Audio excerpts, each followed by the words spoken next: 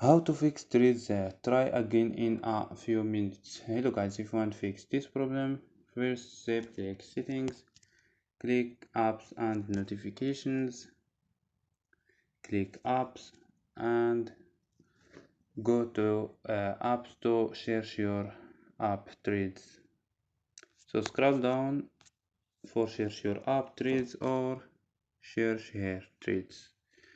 Go to force stop, click OK and go to storage, click clear data, OK and go to clear cache.